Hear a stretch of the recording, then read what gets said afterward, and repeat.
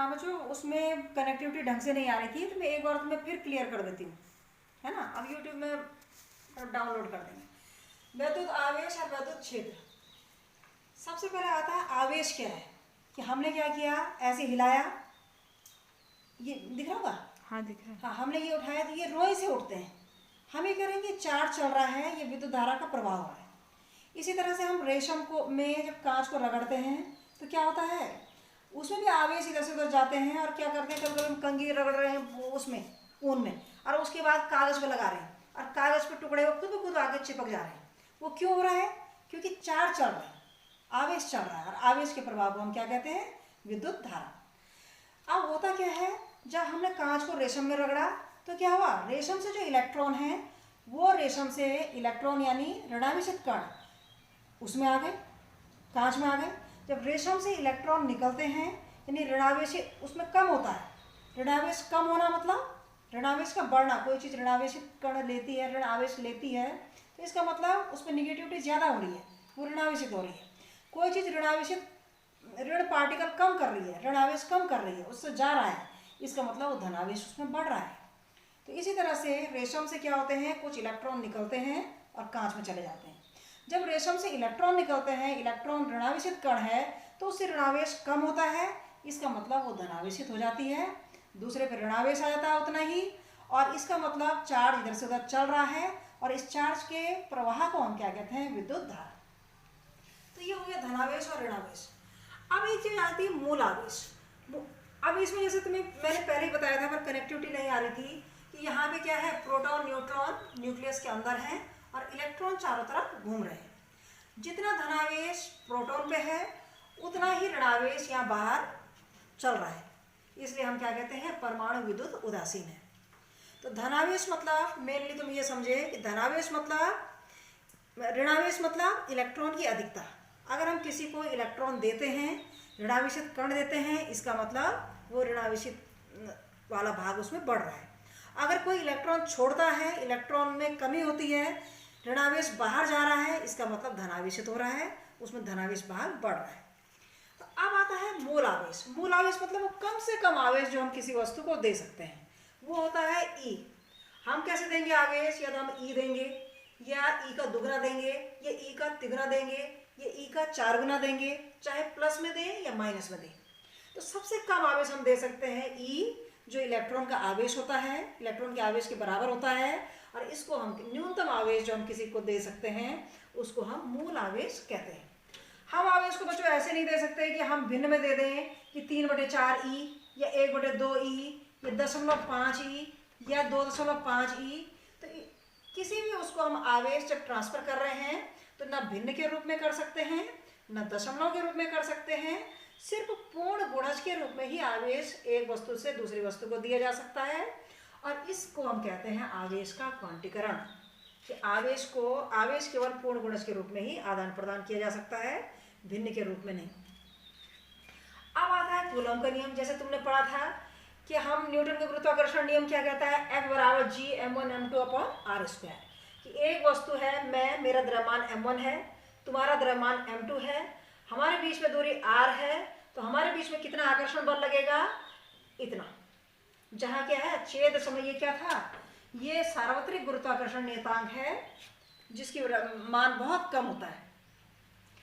अब क्या है, जब इसका मान 10⁻⁻11 होता है, तो ये क्या है, द्रव्यमान से गुणा होकर क्या होगा, हमारा द्रव्यमान तो क्या होगा, 50 होगा, ये 100 होगा, तो 10⁻2, तो 10⁻2 और 10⁻11, 10⁻9 तब भी है ये, और 10⁻9 बहुत छोटी राशि है, और वो आकर्षण बल हम दोनों के बीच में लग रहा है। अगर तुम्हारा द्रव्यमान कितना है, एक का द्रव्यमान 100 है, दूसरे का द्रव्यमान भी 100 है, तो कितना हो गया, 10⁻4, और 10⁻4 और 10⁻11 आएंगे, 10⁻11 और 10⁻4 यानी 10⁻7, 10⁻7 टोटल आकर्षण बल हम दोनों के बीच में लग रहा है।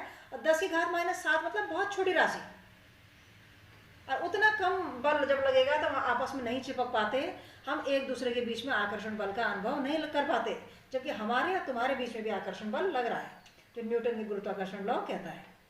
लेकिन वही बड़े पिंड है, हम पृथ्वी पर चिपके हुए हैं, मैं पृथ्वी से उड़ नहीं रही हूँ, मैं चंद्रमा पे जाऊंगी, मैं चंद्रमा पे लैंड करूंगी, मैं चंद्रमा पे चिपक जाऊंगी।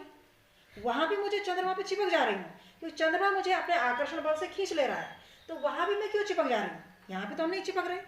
तो उसका कारण ये है कि बड़े पिंड क्या होते हैं, उनका द्रव्यमान बहुत ज्यादा होता है। जैसे पृथ्वी का द्रव्यमान, मेरे और पृथ्वी के बीच में मेरा द्रव्यमान है 100, मेरा द्रव्यमान है 100, और गुणा m2 यानी पृथ्वी का द्रव्यमान, ये बहुत ज्यादा होता है अपने 10 की घात 24 में भी। अब वो इतना ज्यादा आ जाता है कि 10 की -11 से गुणा करके वो पॉजिटिव ही आता है। तो जब ये बहुत ज्यादा राशि आएगी तो उस आकर्षण बल को हम अनुभव कर पाते हैं, और मेरे और पृथ्वी के बीच में गुरुत्वाकर्षण बल लगता है और मुझे महसूस होता है मैं पृथ्वी पे चिपकी हुई। तो दो पिंडों के बीच में आकर्षण बल उनके द्रव्यमान के गुणनफल पर निर्भर करता है।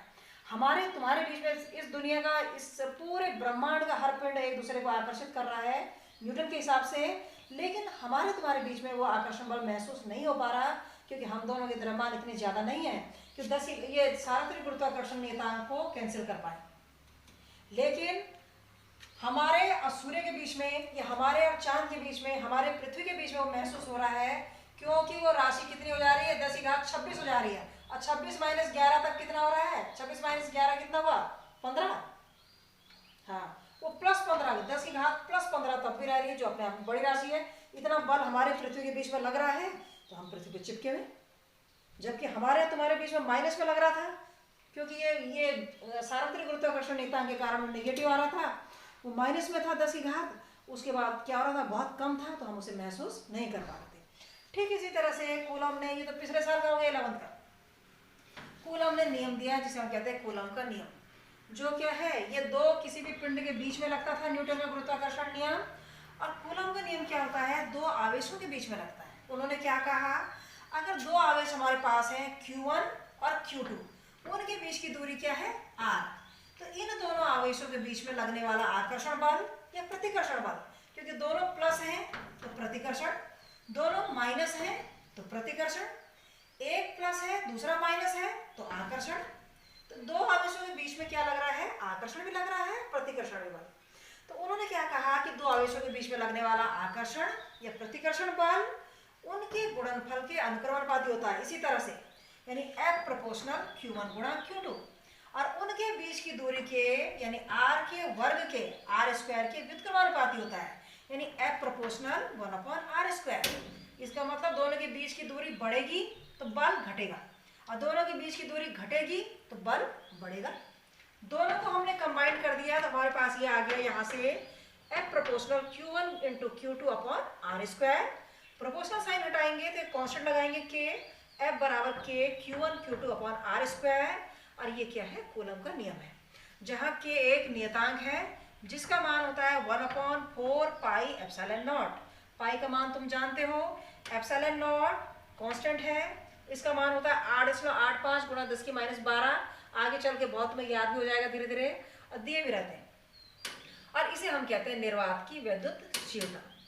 अब देखो k बराबर k, यहाँ पे k कांस्टेंट आ गया, Q1 का मालूम है, Q2 का मान मालूम है, हमें मानावाद दो आवेश दे दिए उसने, एक 1 कूलम दूसरा 2 कूलम, और उनके बीच की दूरी दे दी 1 मीटर।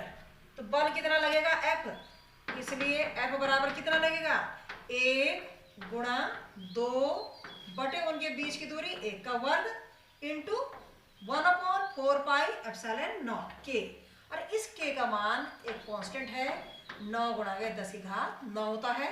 तो इतना न्यूटन बल दो पार्टिकल के बीच में, दो आवेशों के बीच में लगेगा। अब वो दोनों एक जैसे हैं, समान आवेश हैं, प्लस प्लस हैं, तो प्रतिकर्षण लगेगा, या विपरीत आवेश है प्लस माइनस, तो क्या लगेगा, आकर्षण लगेगा। अब यहाँ पे देखो ये बल तो इतना लग गया, अब इसका मान हमने निकाल दिया, k का मान 1/4πε0, 9 गुणा 10 की घात 9। इसका मात्रा कैसे आ जाएगा, k का मात्रा यहाँ से आएगा, k बराबर इस सूत्र से F बराबर k Q1 Q2/r²। तो k का मान निकाल दो इधर तुम ले जाके, F × r² बटे Q1 गुणा Q2।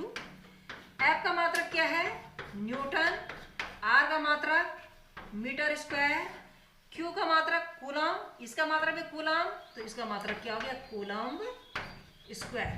तो K का मात्रक क्या हो गया, newton metre square upon coulomb square.